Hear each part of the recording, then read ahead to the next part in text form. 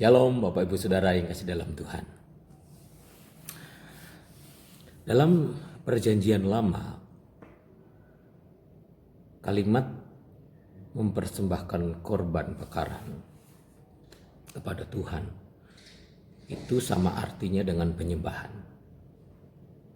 Jadi setiap kali ada kata yang dipakai mempersembahkan korban bakaran, itu sesungguhnya mengandung arti sedang menyembah Tuhan, sedang menyampaikan penyembahan kepada Tuhan.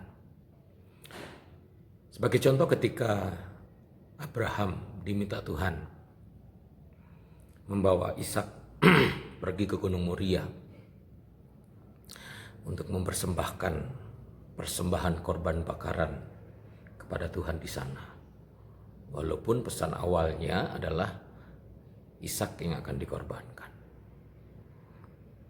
Nah, ketika disampaikan itu kepada Ishak, anaknya, Abraham berkata bahwa kita akan pergi ke tanah Moria, ke gunungnya Tuhan, untuk memberikan korban bakaran persembahan di sana. Dan itu adalah penyembahan.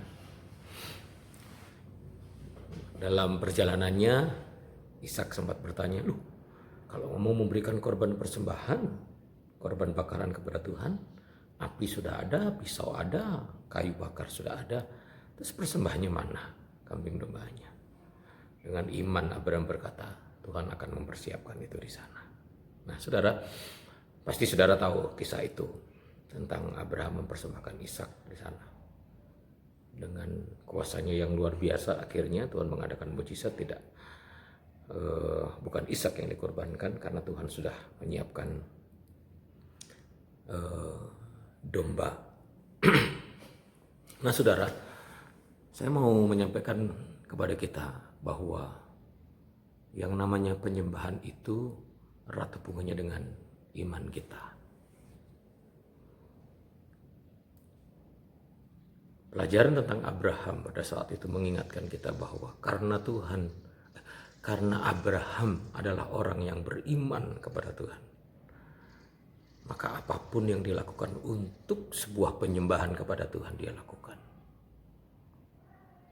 Jadi kita diingatkan sesungguhnya kalau Anda dan saya adalah orang yang beriman kepada Tuhan, melalui percaya kepada Yesus, terima Dia sebagai Tuhan dan Juru Selamat, Anda adalah orang-orang yang beriman kepada Tuhan. Maka seharusnya penyembahan itu bukan sesuatu yang memberatkan kita. Penyembahan itu bukan sesuatu yang seperti yang pikulan yang begitu berat buat kita. Malah sesungguhnya karena kita adalah orang yang beriman, maka kita harus menjadi orang yang suka menyembah Tuhan, suka akan hadirat Tuhan, suka memberikan penyembahan kepada Tuhan. Hari ini Tuhan ingatkan kita semuanya, termasuk juga saya, sejauh mana penyembahan kita kepada Tuhan. Kalau Anda dan saya adalah orang-orang yang beriman, harusnya kita menjadi pribadi yang suka menyembah Tuhan. Karena penyembahan itu membuktikan bahwa Anda adalah orang-orang yang beriman. Dan saudara ketahuilah Bapak Ibu Saudara, iblis takut dengan penyembahan yang engkau lakukan untuk Tuhan. Iblis tidak takut dengan uang kita, iblis tidak takut dengan harta kita. Tapi iblis takut dengan penyembahan yang kita lakukan kepada Tuhan. Sebab itu, marilah kita terus menyembah Tuhan. Puji Tuhan, Tuhan memberkati.